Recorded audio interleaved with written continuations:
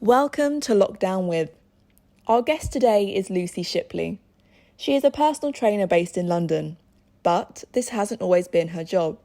Her main job over the past few years has been as a lifeguard on Disney's cruise ships. Due to the pandemic, like so many others, Lucy has had to change her career. In this podcast, we talk about all things health and well-being, Disney, her encounter with cancer, positivity, resilience, travel, long-distance relationships, lessons from lockdown, and her goals for 2021. It is a fully packed episode, and to top it off, scattered throughout the podcast, Lucy shares with us some super simple movements, stretches, and exercises you can do while listening to the podcast, if you want. If you are watching on YouTube, I hope you can laugh at just how little time I lasted while doing the plank. I'm Rebecca, and this is Lockdown With.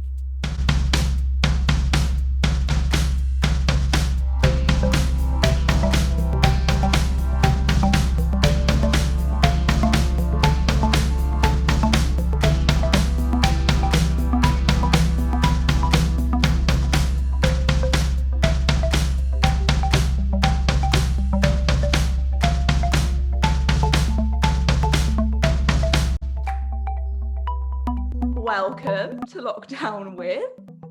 Hi. How's it going? Yeah, great. I said to you before, I invited you on this podcast because lockdown had just been announced, the third one for the UK, and I wanted someone really positive, and I thought, who's the most positive person I know? And you literally were the first person that came into my head.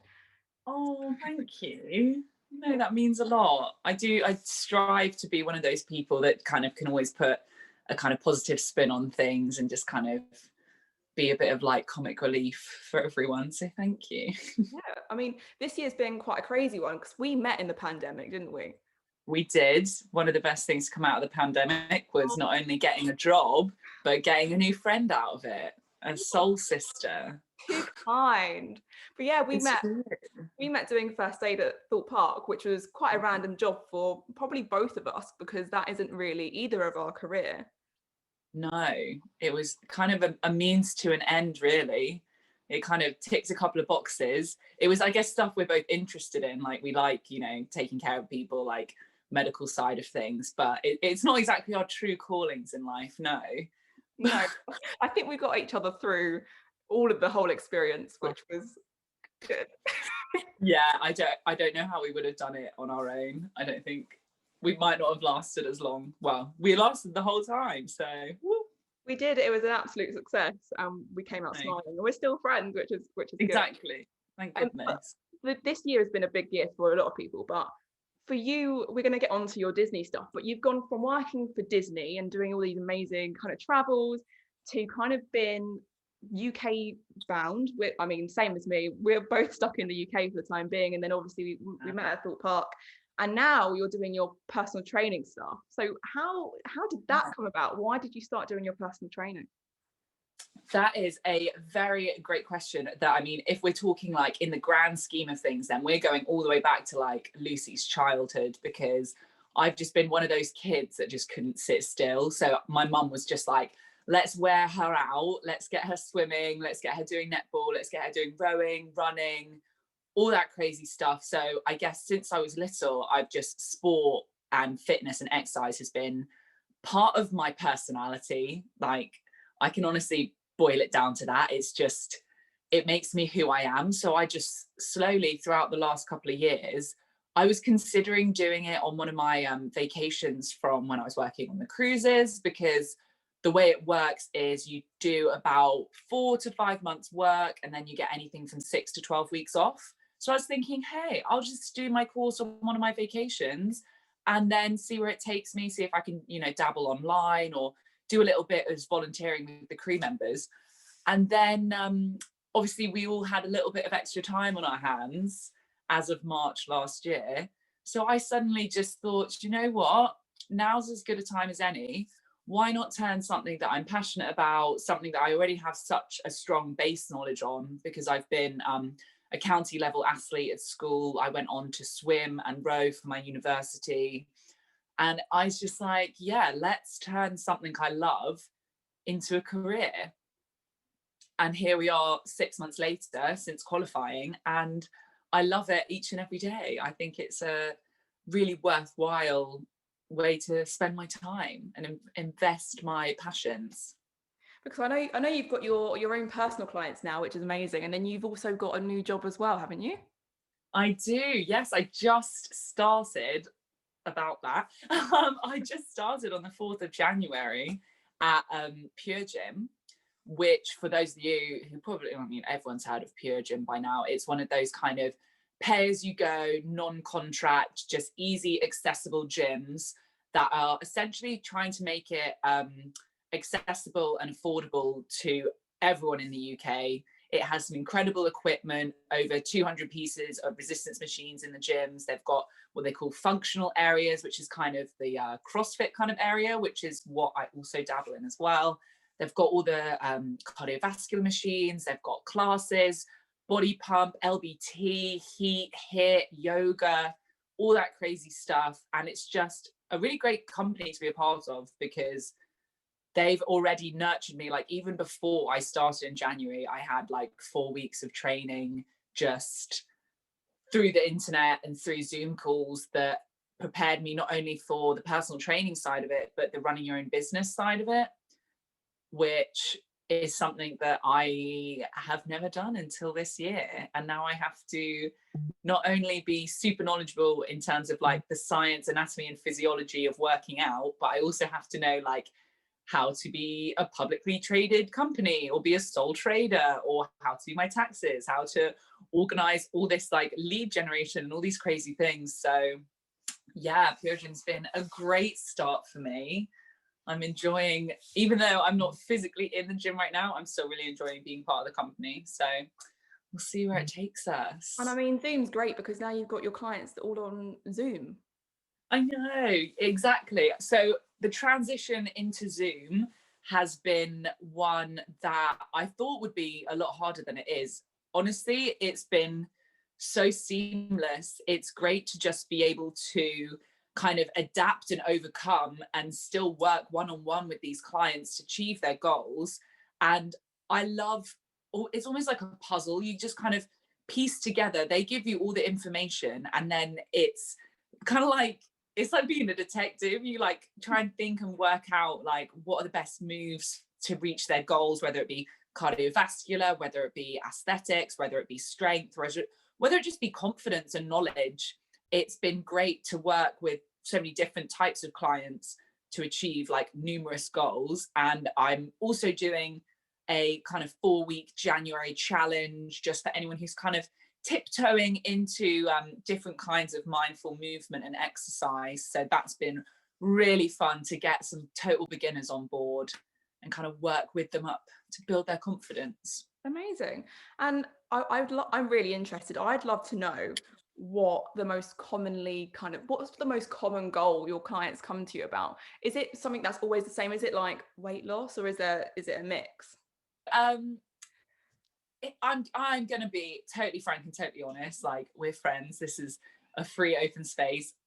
Yes, a lot of the common goals that I do hear and I have received from clients are things like weight loss, confidence in their body, confidence especially in areas such as their stomach or their legs. It's something that you just have to come to terms with working in the health and fitness industry. And I know a lot of people that will unfortunately almost use and exploit people as soon as they say that their goals are things like weight loss. They'll go, right, let's get a crazy calorie deficit. Let's get you absolutely guts out, gassed out every workout. And that's not conducive with a positive, lifelong relationship with exercise and diet and health. So I think that as soon as someone says that to me, I'm like, right, let's spin this. Let's focus on how you will feel. So the feelings associated with the weight loss, what do you think? Do you think it means you'll be more confident? Do you think it means you'll have more energy? Do you think it means that you'll, spring out of bed in the morning and things like that? It's like, it is one of the most common goals, but I think if you can attach an emotional value to something else, that's going to be a lot more motivational in the long run. So I completely And agree. then one of the most common goals, I'd say, since about mid-lockdown one, I can't believe we have to say like lockdown 1, 2, or 3, is running. So a lot of people, especially with gyms closed, are like, right, I'm going to take up running. I come from a background of cross-country running and athletics, and so it is one of my specialities. And I also have on my personal training page that I assist with writing training programs for, like, if you're doing a race for life, or if you're doing, you know, any sort of charity fun run, 5Ks, 10Ks, half marathons, all that fun stuff. So that's definitely a very, very common goal as well, is I want to run. So that leads me on to my first drill. If you want to do a nice quick running warm up, if that's okay. We can. Can I first ask you about Yes. some of it? Cool. So, some of the other bits I wanted to ask you about were, you were saying about it's all attached to emotions and feelings, and if you can make people think about exercise in a positive way and attach it to how it makes them feel, that makes them laugh, it puts the it makes people go longer with the goals. I'm not putting this in the right words, but also it's to do with the whole lifestyle, right? So I wanted to speak to you about your kind of your veganism and your whole kind of food kind of ethic. Talk to me. That is, like, I get asked this quite a lot about veganism, and I cherish it. I'm like, thank you so much. It just shows that people are like curious about things like this, and they, you know, want to open their minds to a whole new way of living. So veganism essentially can come down to 3 main factors: whether you're doing it for the animals, which can be more of a compassionate reason, whether you're doing it for your own health. So again, that's coming to things like staving off diseases and things like that, and again, just general energy. And the last reason is obviously for the environment. So when you strip veganism down, if you can just strip it down to those 3 basic things, why wouldn't you? If you can live a life that, where you're not only living but you're thriving and surviving on a plant-based diet that doesn't involve any exploitation of animals or any detriment to your health, then why wouldn't you? That's the question I ask people. I say, if you can honestly live, thrive, and survive living on vegan food, why wouldn't you? It's a no-brainer to me. So if I can just make that choice, if minimum 3 times a day I'm eating and I make the choice not to consume animal products, then at least I know I'm contributing to a better future, a better life for animals, a more equal and compassionate world for both non-human animals and humans. I think, why not? No brainer. And I really wanted to bring up with you, because I think one of the things that's really stayed in my mind that you told me when we first met, it was a really strange comment, but I know beforehand you said nothing was off limits. So I remember you saying to me, if it was acceptable, I would walk around naked, because vegan isn't always just about food, is it? It's about animal products in general. Exactly. It's an entire lifestyle that encompasses not only wanting to live more compassionately, but just thinking to yourself and honestly just exuding kindness in every facet of your life. So that is literally every single choice you make.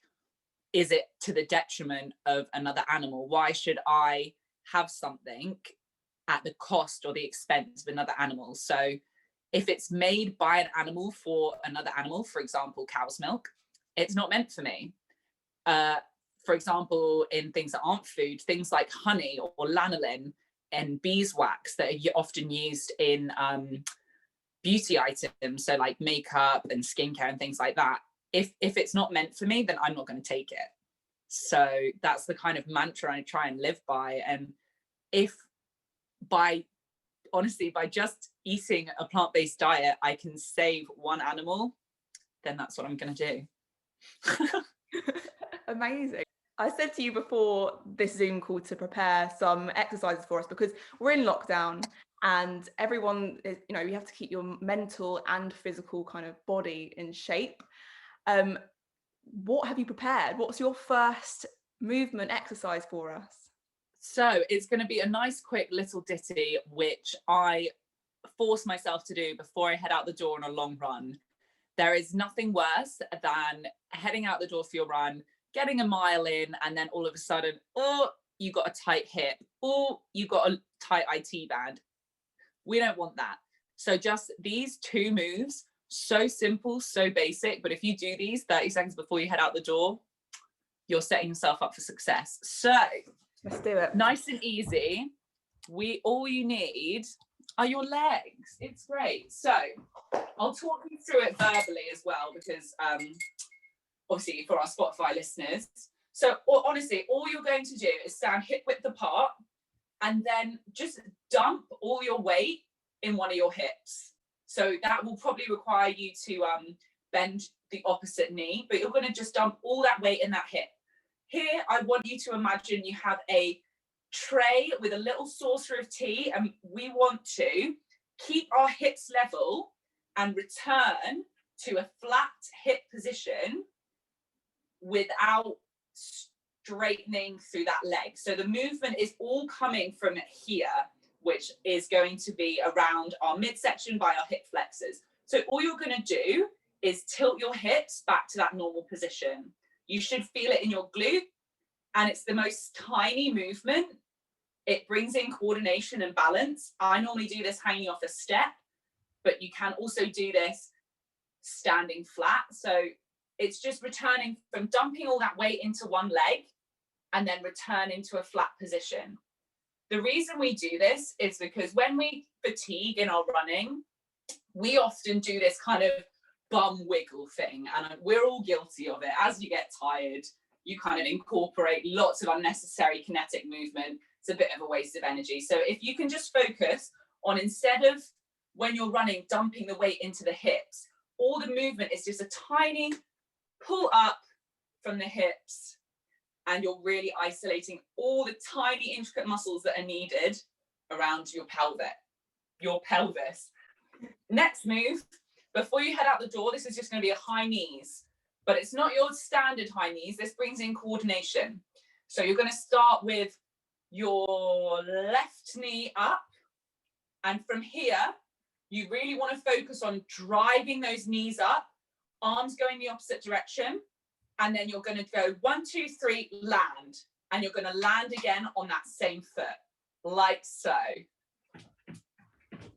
And when you do that, you really want to make sure that it's driving up, force going down through the opposite leg, and you're really pulling up through the hips, just like that movement we just did on the side, but you're doing it to pull the leg up. So once again, 1, 2, 3, drive. 1, 2, 3, drive. And then on the other side, again, so you're bringing up that right knee. 1, 2, 3, drive. 1, 2, 3, drive. So the reason you do those 2 things just before you head out the door is it means that those hips are waking up for what we're about to do. It also just kind of, sometimes all you need is a verbal cue when you're running, whether that be hold your hips level. Honestly, you'll be able to add so many miles and endurance to your run just because you won't have any pain in your hips or in your IT band. So those are just 2 little things I do before I head out the door.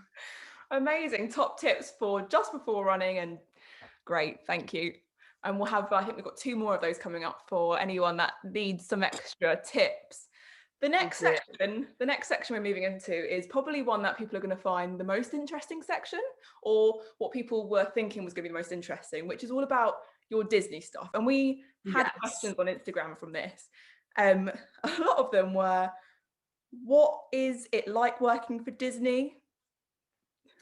That is a very open-ended question, and I'll try and round it up as easily as I can.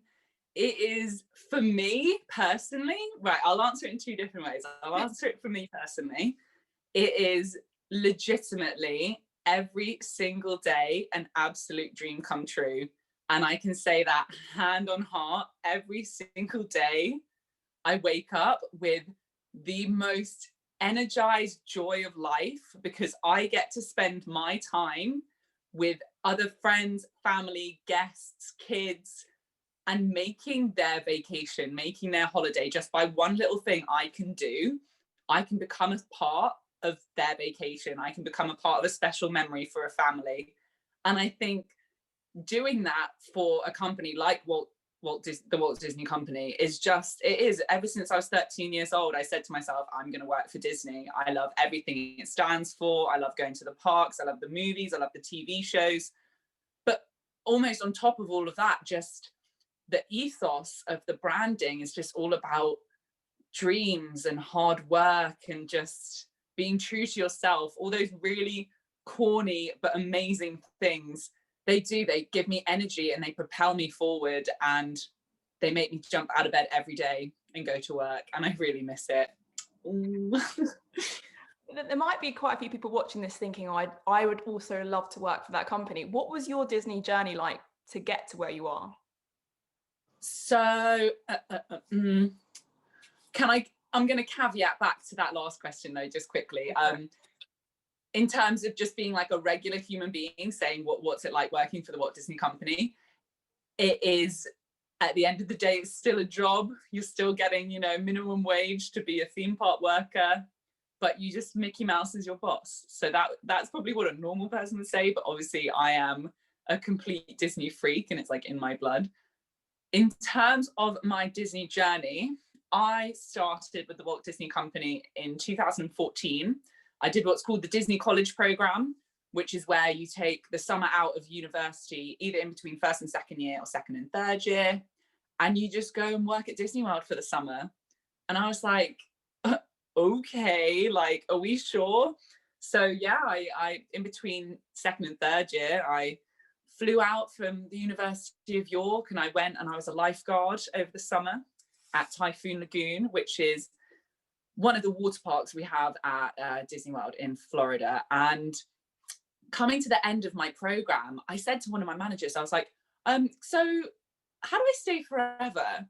And he was like, marry an American and get a green card. And I was like, yeah, not doing that. And then the second thing, he was like, oh, I heard that Disney Cruise Line is looking for lifeguards. And I was like, what is this? Like, that really kind of piqued my interest. So I came home miserable, went back to uni. It was not as magical as living in Orlando for the summer, but it is what it is. And yeah, just one November afternoon in the library, I remember it so vividly because it was literally chucking it down with rain, absolutely miserable, so cold. And I was like, get me back to Florida. So yeah, I applied for Disney Cruise Line. And by January, I had the job. And obviously I still had to complete university. And unfortunately, during my time in third year, I also was diagnosed with cancer. We can get onto that. So yeah, I eventually had to put back my Disney Cruise Line start date till the following January. And then, yeah, I did 2 contracts on Disney Cruise Line on the Disney Fantasy as a lifeguard. I then transferred to Walt Disney World, where I did a cultural representative program, which is where you live and work in Orlando and work at the Epcot Pavilion. You live and work in Orlando and work at the UK Pavilion in Epcot, which is the UK Pavilion is part of the World Showcase, which this might not make sense if you haven't been to Disney World, but yeah, you just go work in a fake British pub and share your cultural experiences. So I did that for a year. I then was lucky enough to be awarded an extension. So I did that for 15 months and it was just the best 15 months of my life. I then came home and lasted about 8 weeks at home and then went straight back to Disney Cruise Line, where I have been ever since. And I'm just waiting for Mickey to give me the call to say, hey, the CDC said we can sail again. Well, this is the thing, because cruise lines can't run for the whole pandemic at the moment, can they? No, and it's just an absolute waiting game because we're not even controlled by like any sort of like, it's not like the US government or the British government has a say. It's the CDC, it's the World Health Organization who are the ones calling the shots, because I'm sure a lot of people have heard rumors about, what it's like on a cruise ship, but let's just say you live in quite close proximity. And yeah, it's just you and 6,000 of your best friends floating on a piece of steel in the ocean. Pretty cool. As you do. I mean, that leads me quite nicely on to the other question that was asked through Instagram, which was, what's the worst thing about working for Disney? Very interesting. The worst thing. And you're quite a Disney advocate, so I'm interested in knowing the answer. I know it's going to be hard. I mean, look, at the end of the day, this is going to sound like such a cop out, but for example, the worst thing about working for Disney Cruise Line is that you work up to 70 to 80 hours a week, no days off. Insane. 7 days a week for up to, the longest you can do, I think, is 8 months at sea, which I've done 6, and that was enough to make me go crazy. Like, I cannot even explain to you. So I think, but I know that sounds like such a cop out, like that's just probably just more complaining about the job. In terms of, I guess, the Walt Disney Company, you could say there are a lot of rules to follow, which I'm a sucker for the rules. Like, I was a goody and I was one of those kids, like, at school. Yeah. So I love rules, so I don't mind, but I know a lot of people can find some of the rules quite controlling and you know, suffocating. I'll give an example. The most obvious one that you're not allowed to have visible tattoos, which seems a bit bizarre in 2020 because tattoos are very common, but I think it's just part of upholding like the image of Disney and what Walt Disney himself founded, and they just want to make sure that everything is cookie cutter and the way Walt would have wanted it, I suppose. That's my answer, and I'm sticking to it. No, I think it's a good answer. Hopefully whoever asked that will be pleased about the answer. One of the other questions we got was, what's the best place you've traveled to? So with the cruises, do you travel around multiple places, or was your favorite place outside of Disney cruises? So with Disney Cruise Line, because I've been there so long and I'm practically a fossil, I have actually had the opportunity to work on all 4 ships. Ooh. So for anyone that doesn't know, yeah, I know, I'm being self-deprecating. All 4 ships, so that's going to be the Dream, Magic, Wonder, and Fantasy. Depending on the time of year, it depends geographically where you'll be. So I think the coolest place in terms of like, I never thought I'd ever go there off my own bat was I went to St. Petersburg in Russia. We actually went there twice and we did an overnight stay. And it's just one of those places, like, maybe I'm a little ignorant, but I didn't realize you have to get, like, it's extremely hard to even get a tourist visa there, let alone be allowed into the country. So as a crew member, you're obviously allowed in for the day. And I got a chance to go see the Russian ballet. I got to go see Swan Lake. And I was like, what is going on? I'm literally like in the middle of Russia at the ballet with a lovely glass of sparkling wine. Like what? So that was like definitely top 3. But then that whole time, oh my gosh, I'm going to go off on one. That whole time on the Magic, I was doing the European season. So I went to Iceland, we went to Reykjavik, and we went to Norway and Sweden, and all these places that I was like, I never thought I'd go like through the Baltic Sea. We'd go to like Copenhagen, and I went to all these places I can barely announce. Like they literally sound like IKEA furniture. Like, it was incredible. I loved it. It was like Aalesund and Stavanger. Like, I loved it. It was so fun. But then obviously on the complete converse of that, I've probably been to almost every Caribbean island or Caribbean island that there is. And then I think what people probably might be a little jealous to know is that Disney actually owns a private island in the Bahamas. Very nice. Yeah, it's exclusively for Disney Cruise Line guests, and it has a snorkeling lagoon, it has jet skis, kayaks, you can swim with stingrays and turtles, you can go on these huge slides, or you can cycle around the island and do a fun run or relax. And it's insane. Castaway Cay is no words. And yeah, I got to go there twice a week for the last 6 months before the pandemic hit. So that was, yeah. Amazing. That's a great question. Oh, if only you could lock down on that island right now. there are some lifeguards there right now. No, why aren't you there? Because I'm not an island lifeguard. I'm only a ship lifeguard. Oh, I know. It is what it is. Time for a retrain, I think. I know. Before we get onto your next workout, the other question that was coming through was about the fact that obviously you work at Disney, but the other thing that came out of Disney was your boyfriend. Yeah, my partner in crime, yes. Yeah, and part of the bio that I put up about you was that it was a long distance relationship. And I know that I don't know, don't want to say it wrong. Is he a captain of the ship? He's a bridge officer, so he's a navigation officer is also another way of saying it. Amazing. Yeah. Obviously, sometimes that means that your schedules don't always match up. And I think, is he still out at sea at the moment? He's there right now, yeah. So, but I get to pick him up in 2 weeks, 2.5 weeks. That's good. Yeah. So the question that was asked through Instagram was, what's the secret to a long distance relationship? I love it.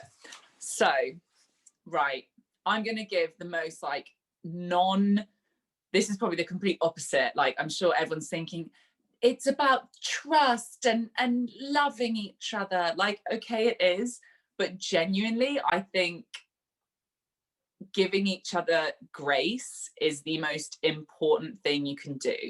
What I mean by that is you're not going to be able to text and call them 24/7. You're not always going to know or be in control of what they're doing, who they're hanging out with.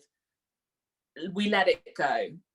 If it's not a big deal to him, it's not a big deal to me. It's just, you find a way to kind of almost go with the motions of being like, find solace in the fact that, okay, we might not be able to speak for 8 hours now. You're literally floating in the middle of the ocean, but we go on. It's 8 hours. It's not the end of the world. And I think we need to allow each other. Sometimes he might not text back for a day, or I might not text back for a day. I'm busy. I've got things to do. It's just knowing that both of us have got our own lives. We're two completely separate people that just also happen to be in a relationship together.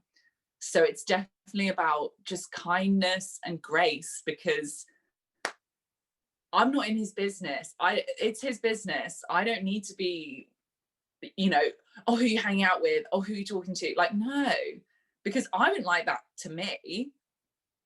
It's my own personal preference. I don't know.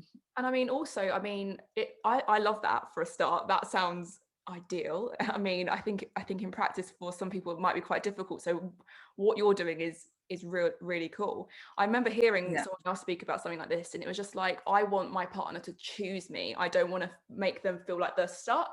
So if you feel happier somewhere else or with someone else, I want you to make that choice. Like, and that's the part of that love thing. It's what, if you love someone, it's not about holding on to them as tight as you can. It's about loving them whether they love you or not, right? It's about every single day you wake up and that is your person that you choose. And if there ever comes a day that you wake up and that's not your person, then that's totally okay. That's part of your story. That's part of the fabric of life, and we go with it.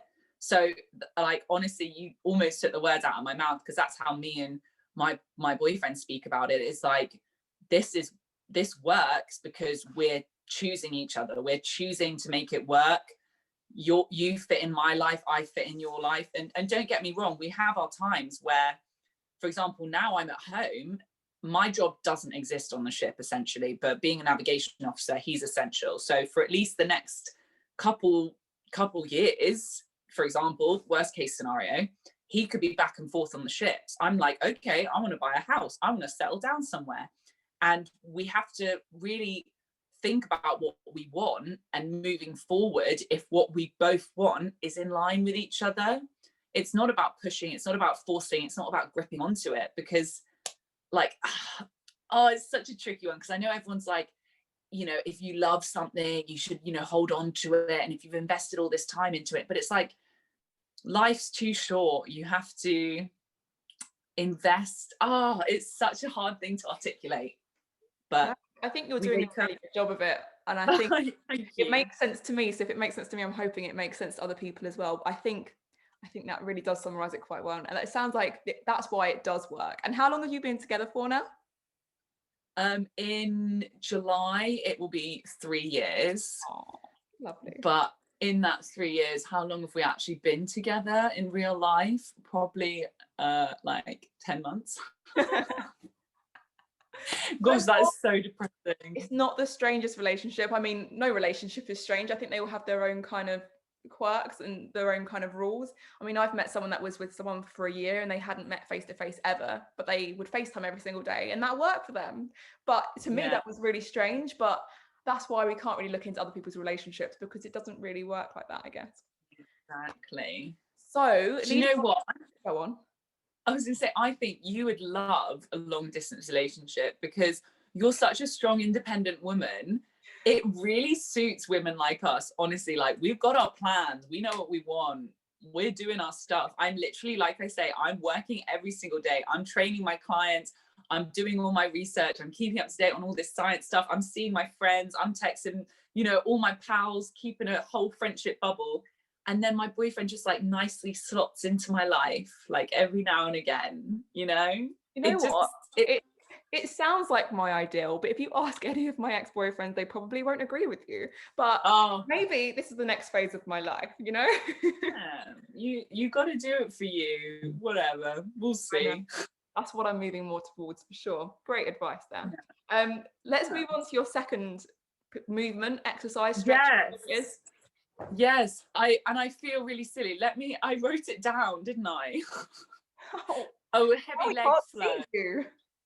I know, I'm sorry. I'm back.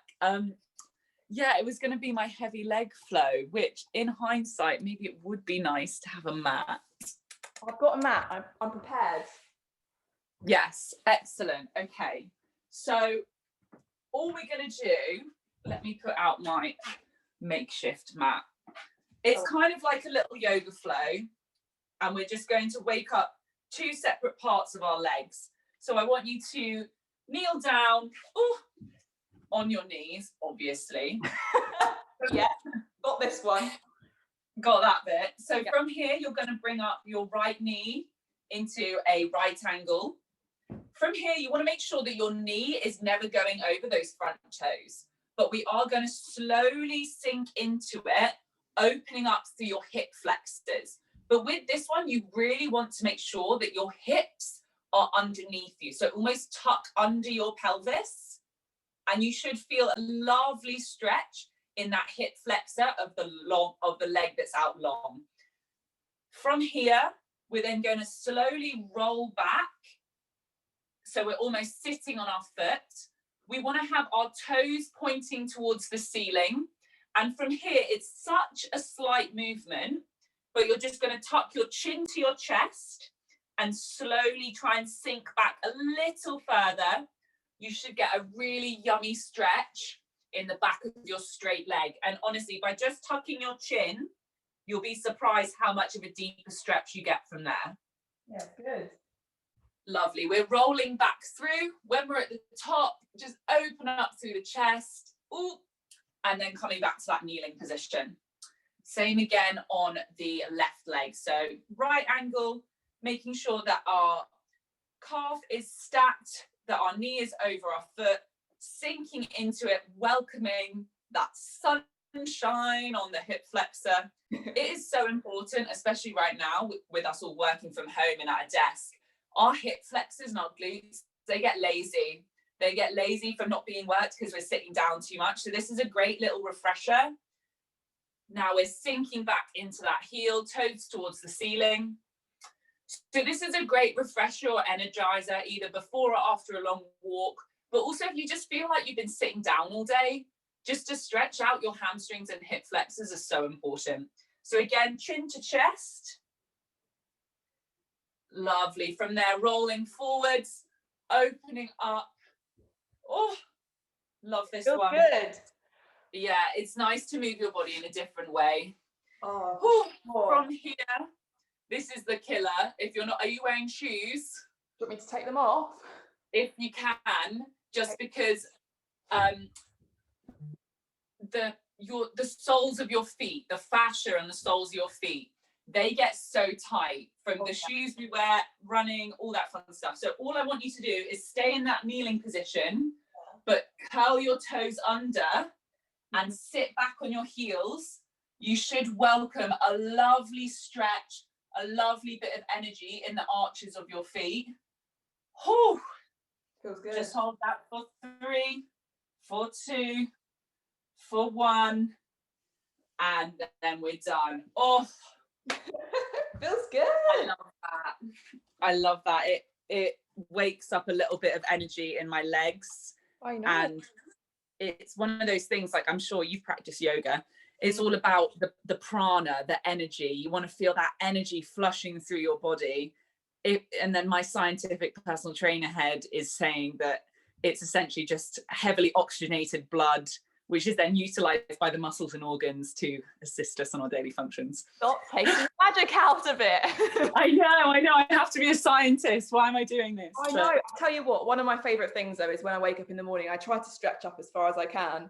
And then I try to stretch the sides, and then I do the kind of going down to touch your toes, and it just gets moving. 100%. You are my soul sister. That is how you do it. Get that energy going. I sometimes as well, if you want to be really cute, when you have your hands over your head and you can slap them together and go, pew, I'm a rocket. But I might give that one a miss. Or I'll say it extra loud for you then. You know what though? If I'm feeling extra down one day, I think I'm going to do that, laugh myself, and then give you a text and say thank you. It works. I'm telling you, like, life's too serious. It for you as well. Do it. Put it on your story. I think I might. That's hilarious. I mean, okay. The next section we were going to talk about is all about your kind of journey, because you're now a personal trainer. You've got, from the outside, people go, you're young, you've got a great lifestyle, you're a vegan, right? You are the picture of perfection, right? Oh, stop. Sure. But, I mean, behind the journey, I mean, so for starters, I mean, when we started this call today, we started chatting and said, how are you? And then you told me that you're currently with COVID. Yeah, with COVID. God, that sounds like with child. Sorry. With child, but worse. I don't. Yeah. So, and you're saying it's kind of it's hit you quite bad compared to the rest of your family. Yeah, 100%. And let me enlighten you all on this. I've done a full video on my YouTube channel and a quick little TikTok just of me with my symptoms, and so you can actually like hear what the cough was like when it was full blown COVID. But so yeah, I am not only like personal training, vegan, go-getter happiness. I run half marathons for fun. I exercise every day. I eat healthy. I'm a fit young thing. But out of me and my two parents, who are 60 years old and moderately active, like, you know, they do Pilates. I'm the worst. I have the worst symptoms out of the three of us. I couldn't get out of bed for about 10 days. Couldn't taste my Christmas dinner. It was very sad. I was telling Rebecca as well. Me and my family were like sniffing bottles of tequila and vodka because we just couldn't smell a thing. It really just zaps your taste and smell. I got a headache like a vice. I got sinus pain. I got muscle aches. I got a rash. What? Yeah. So that's been my experience with COVID. It lasted about 16 days until I called 111 in a panic and managed to get my hands on some amoxicillin. Yeah. Which for me personally worked. I was speaking to one of our medicine friends. I won't name any names, but he's the genius one. And he said that the reason the amoxicillin worked was probably because I had a secondary infection going on, whether it was like either a sinus, ear, or throat infection, and it just cleared up that symptom. Because, like, disclaimer, amoxicillin does not treat COVID. It treats the symptoms associated with COVID. Ding! Like, like. I love how you said that it was the genius one, because I feel like a lot of the guys will then go, "Oh, that could have been me." A lot of them, not in a bad way. They are clever. It's the way you said it. I know. God, that's now like making me think about other things, but we're not going there. We're not going there. No, but so you've got COVID. I mean, we weren't even going to speak about COVID. I didn't even know you had it. I knew you had like a flu or something because I've seen your kind of Instagram stories. I didn't know it was COVID.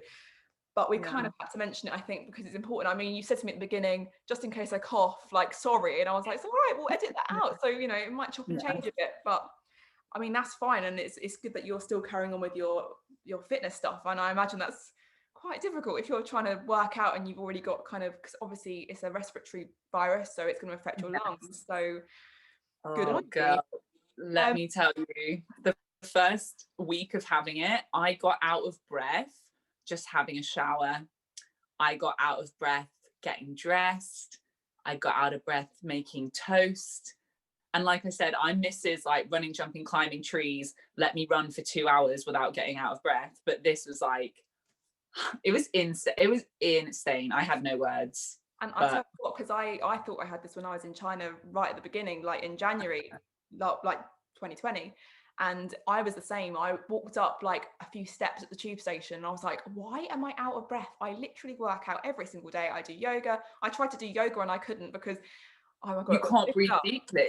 I got so fed up. I was trying to do yoga and I thought, I can't do yoga. I can't.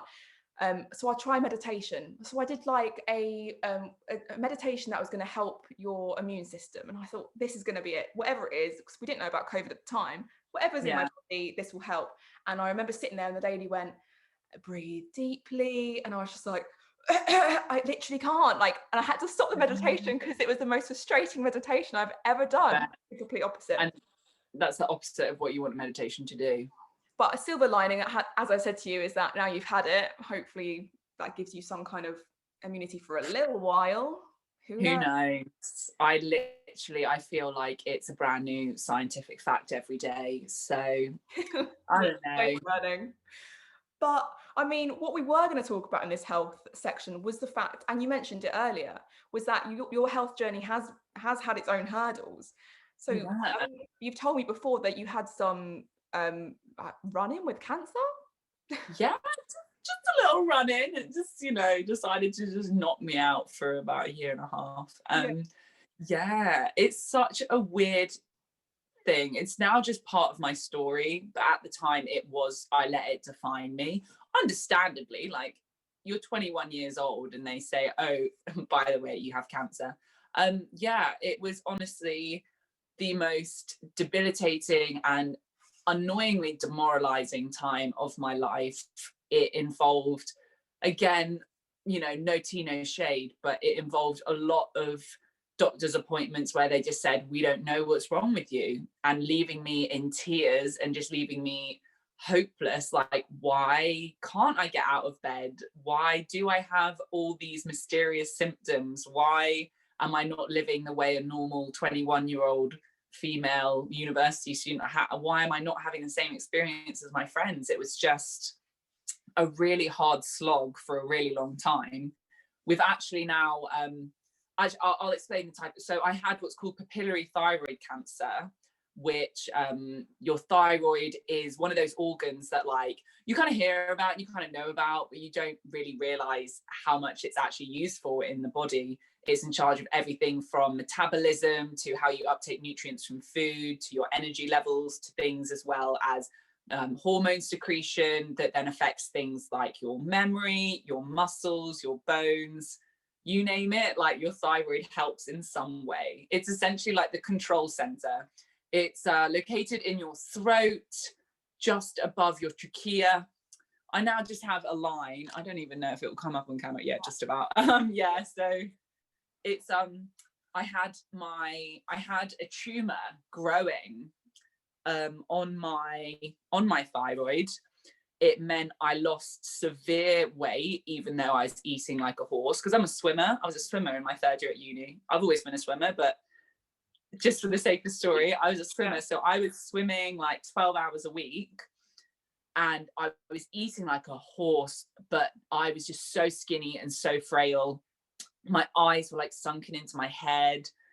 My skin just looked sallow and lifeless. Like I said, I couldn't get out of bed. I had this like lump in my throat that was visible, but then as well I had chronic ulcers in my throat, my voice. This isn't what my voice sounded like about 6 years ago. I was like a little bit higher up, so my voice cracked basically, and I had this chronic croaky voice for like, it was even croakier than this, but because obviously I'm still overcoming the COVID. But yeah, it was bad. It was just so weird, and none of us could work out what was going on. It got to the point where I came home from uni and I collapsed on the train at King's Cross, and my mum had to come and physically carry me off the train at King's Cross. Like, this was so mortifying.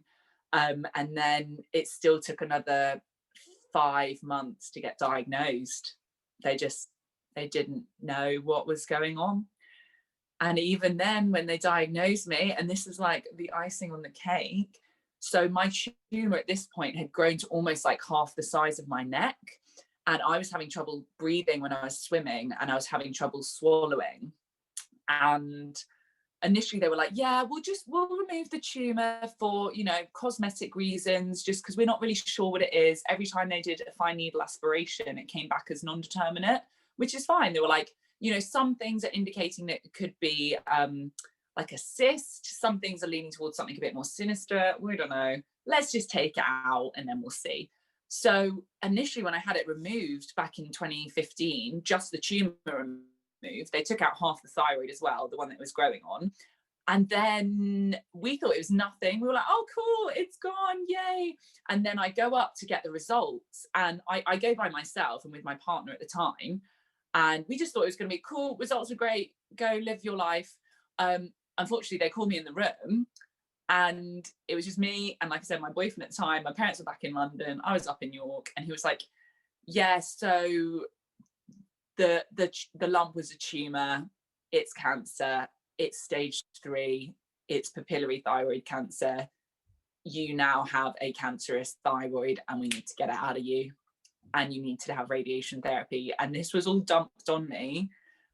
Just to add even more spice to the story, the day before my 22nd birthday, and 2 days before I graduated from uni. Oh my God. I know, you can't even write this. Like, can I swear? Because you can't write this shit. Like, it's, in what world had I managed to go through the entire of 3rd year? I was still going to lectures when I could get out of bed. I was still swimming. I was still dragging my arse to social events. And then I'd sleep for like 18 hours. Like, that's just crazy. And I mean, but you went through all of this, and I know you've obviously come out the other side because you're here, but like, what kept you positive at the time? Because I mean, that was one of the questions you got for Instagram. What motivates you to keep positive? That is, yes, I love that question. I think at the end of the day, I just knew, oh, this sounds so corny, but I always think that there's always something more. There's always hope. There's always a reason to be happy, even if it's the most minute, ridiculous reason. Like, I started getting happy that I'd gotten out of bed and made a cup of tea. Like, my boyfriend at the time tells me a story where I would like well up because I'd made it downstairs and I made a cup of tea, and I was just so excited. And it is honestly just finding the joy in everyday things and just thinking to yourself, you're going to have a moment in the future where you look back at all this hardship and all this, you know, horrible stuff you've gone through, and you're going to be like, yeah. And it is the most simply one of the most wonderful feelings that you can experience as a human, is looking back on something and thinking, I did that, I got through that, and I'll get through it 100 times more because I'm built that way. I honestly, it's one of those things, especially right now. I talk about it with some of my girlfriends. We call ourselves the Posy Prince because we're like really positive. It's like, there's a reason for this hardship, this shake up, this almost never ending. It's misery. It's never ending misery. I'm going to be totally frank, but we will look back, whether it be 2 weeks, 2 months, 2 years from now, and we'll go, we got through that. We did it somehow, some way, somehow we did it. And just that, even the glimmer of that happening in the future keeps me going. it's as simple as that. And I know that hope, I know I literally sound like I'm quoting Star Wars, but like hope is so important. And it keeps me happy, keeps me positive. And now the like non airy fairy answer, I think exercising keeps you positive. It's a scientific fact. You blow off steam, you blow off energy, you get endorphins, you get the good happy chemicals, oxytocin, all that fun stuff bubbling through your body. And I, again, quoting other people, but like Joe Wicks himself is like, you never like think about how good you feel at the end of the workout. Just feeling good, moving my body, being grateful for what my body could do. Especially at that time, I was grateful for any little thing my body could do. So why should that change now? I'm not sick. Why should that change if you don't have, you know, obviously an illness or cancer? That, like, just be grateful for the body you have. Love your body and your body will love you back. Ooh, that one's a direct quote from me. That's not stolen. Direct from Lucy Shiplee. But that leads us nicely onto our final movement workout of the podcast. Woo! Go on, enlighten us. Right. There is one move that gets a lot of love, hate, and everything from both the fitness world and just the general public. Now, it's called a plank. Yeah. We all know planks. We all know planks. But I honestly think if you're going to do one move today, make it be the plank. There is hundreds of variations, and we're just going to go through a couple of different variations so we can push ourselves out of the comfort zone. Because the plank not only is going to utilize our core, I do not like the term abs, I like the term core, because that means all those lovely intricate muscles, all the deep, the superficial, your obliques on the side. But with a plank, if you really think about it and using the verbal cues, you're switching on your quads, you're switching on your glutes, you're feeling a stretch through the fascia of the foot, you're turning on in your calves, you're feeling the shake and the energy in your shoulders. It is just beautiful. So all we're going to do, and again, my biggest tip for a plank, if you see anyone do this weird triangle thing with their arms when they're at the top, they are not fully utilizing their upper body. You want to be like a sphinx in train tracks. So feet as wide as your arms. We're going to head down into our plank. I know it's probably quite hard to see on the camera. From here, think about the verbal cues, such as pressing through your heels, heels facing towards the back of the room, shoulders over elbows. Invite the shake, invite the warmth, press through the palms of your hands. You're going to splay out your fingers. You're going to really tighten through your core. You're going to feel your belly button reaching up towards your spine. From here, some nice variations we can do. Left hand forward straight and then back. Right hand out and straight and back. If we're feeling really spicy, left foot out to the side, back, right foot out to the side and back. Then if we're feeling extra spicy, we can do the same move at the same time. So we're doing a reach and kick and in, reach and kick and in. The whole time we're doing that, imagine you have a tray on your back. It's got a little cup of tea. We're not spilling it. Anytime you see unnecessary sideways movement, we hate it. That's not switching on your core. And that's just one fun thing you can do with a plank. Amazing. I think my cousin who's editing these, I think she's going to have to just edit the screen so it looks at you, because I definitely couldn't do the variations.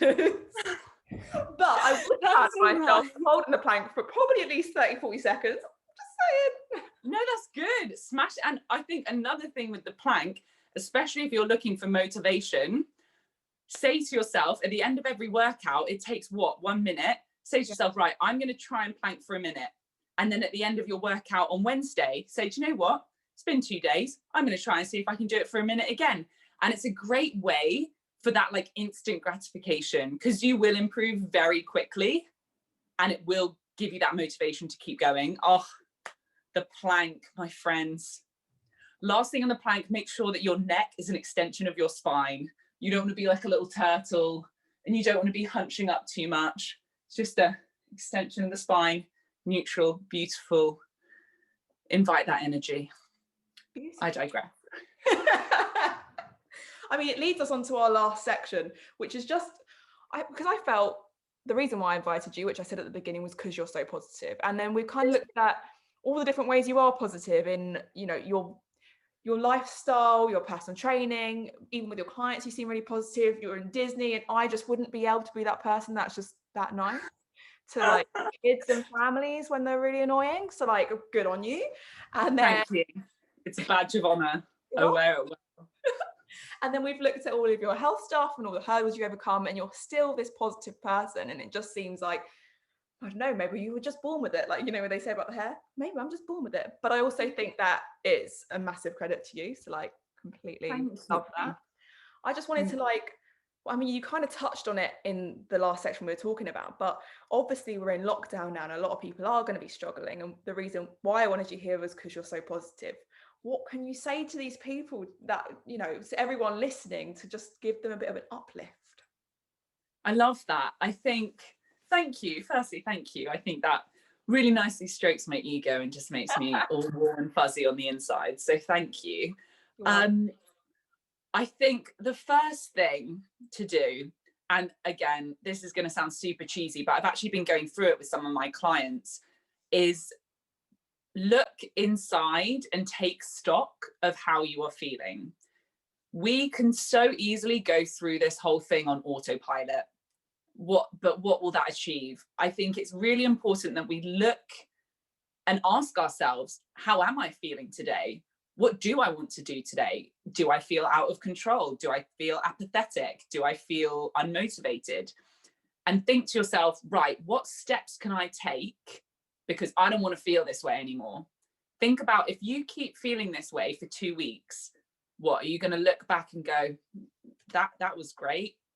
Or are you going to think of where you want to be in 2 weeks' time and look back and be like, yeah, I like how I feel. It's a good feeling coming from the inside. And I'm not saying you have to turn around and learn to play the guitar while riding a unicycle and baking some brownies and reading Harry Potter in Chinese. You don't have to do that. All you have to do, I mean, you could, and if you can, tag me in your video. But it's just about finding your reason to get out of bed every day, even if that literally is have a shower, make a cup of tea, and watch Riverdale on Netflix. Tick, done. And I think what we need to do going into this third lockdown is take accountability for ourselves. The only person you have to live with for the rest of your life is you. The only home you ever truly get that is yours is your body. So make that the most happiest, warmest, most welcoming and lovely place to be, especially up here, especially in your mind. Make that a place that is comforting and encouraging, and give yourself, like I say, give yourself grace. You are going to have days where you literally lie in bed and you order Deliveroo and you don't get out of bed and you don't shower. It is what it is. We move on. But you just think to yourself, right, tomorrow I'm going to do this. And it sounds so easy because for me to say, because obviously I am still, you know, self-employed and getting clients and things, but that's because I make a choice to myself every morning. I wake up and say, right, what can I do to make me feel good? It's not even make me feel productive. It's not even what I ask myself is, how can I follow my highest excitement? What's going to excite me today? What can I do today? Because these days will go by whether we're on autopilot or not. And I really hope that we can just truly grasp just the sense of ourselves and moving forward, truly know ourselves.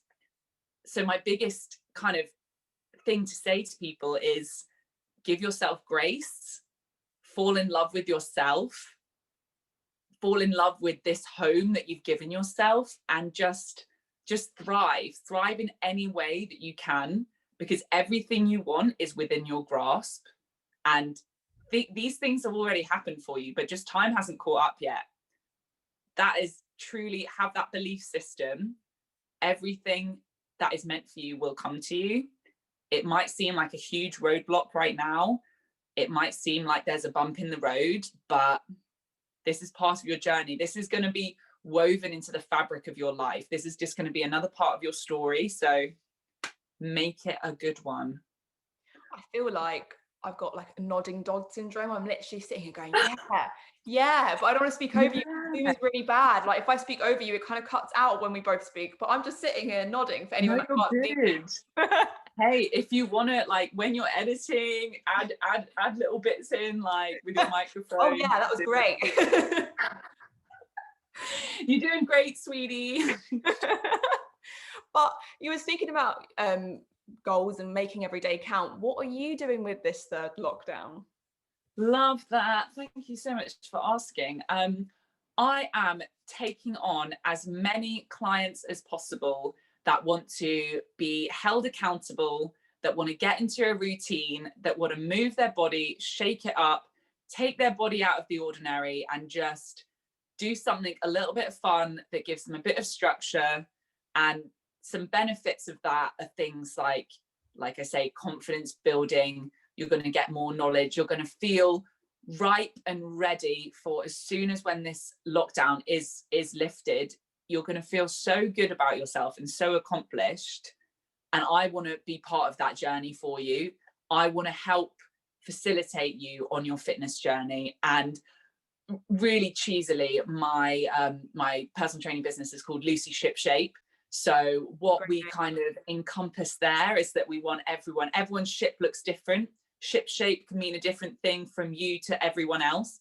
And all I want you to do is become the captain of your own fitness, adjust your sails for success, and empower yourself on your voyage. So I'm devoting a lot of my time into my clients. I'm really pouring all my energy and my passion for sport, health and fitness, and diet and exercise into these clients. So now is definitely the time if you want to have my undivided attention. And then on the total converse of that, in terms of just like my own like really sad little passion projects, your girl is definitely rereading Harry Potter from the beginning.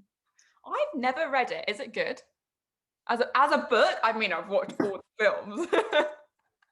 Okay, let me tell you, and again, this is so nerdy, but like I'm really dyslexic, so I struggle to get sucked into a book. I enjoy books, but that's why I prefer non-fiction books, because it means I can just like read a couple of pages and it will make sense, and I just love knowing things because I'm a loser. But Harry Potter genuinely does transport you, like, and I know that sounds like what everyone writes on, like JK Rowling transports us to a whole new world. Genuinely, you get lost in the book, and I'm like, oh, I like this world. I'm gonna keep like, honestly, I read it when I was a kid, and then I dip in and out of it just because it's there, but now I've like committed to myself, because I also think a great way to like get structure is to give yourself daily commitments, and mine is like I now have 7 books worth that I can read. True. So that's that. And that, what else am I doing to keep this time busy? Words. So I'm doing that. Yeah.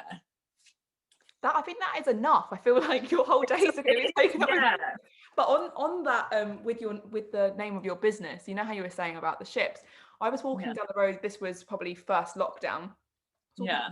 And then someone was on the phone, and she said, someone said to her about everyone's in the same boat. That phrase, right? She goes, "We're not all in the same boat. We're all in the same storm in separate ships." And I just love that analogy so much, because we're all in the same storm, but we are not in the same boat. None of us are. And I agree. So many different things. We are like so close to the end, but how can people find you? How can people connect with you if they want to? Love that. Thank you so much for my shameless plug. So as you heard me say earlier, super cheesily, my personal training company is called Lucy Shiplee. You can find me on Instagram at Lucy Shiplee, TikTok at Lucy Shiplee, YouTube Lucy Shiplee. I know Who dat me? And then my personal Instagram is at Lucy Shippers with an E and LuceyShipers, and I just put more fun, silly things on there. And if you are looking to start doing either group Zoom classes, which I do on a Tuesday and Thursday at 8 a.m, just to build yourself some structure, or if you're then also looking into doing maybe one-to-one 4-week bespoke personal training plans, shoot me over an email, lucyshipshape@gmail.com, and I will get building that plan. It's a pleasure to build plans for people and then watch them implement it over a tiny little laptop screen. But and how's your TikTok going? Oh, TikTok is banter. Whoever invented TikTok is a genius. I'm actually, now you mention it, I'm actually also doing a little challenge I set myself called 31 Tips in 31 Days for Veganuary. I'm sure you've heard of Veganuary. It's where you kind of make the pledge to live a more plant-based lifestyle for the month of January. So to help out all my followers, or just anyone that accidentally scrolls on my page, I'm just doing 31 tips in 31 days. I'm loving it. And if you want a little a soundbite of hilarity, I accidentally on purpose went semi-viral by showing my camel toe on TikTok. So so that's, you know what? You know what? You're not going to get any better than that. So amazing. There we have it. That's me. Thank you for sharing literally all. Literally everything. You're welcome. What else is the internet for? Let's just have fun. Go crazy. Right, mustache, but yeah. It's been lovely chatting. And I'll speak to you very soon. Yeah. Thanks again. Thank you. Take care. Bye. Bye for now.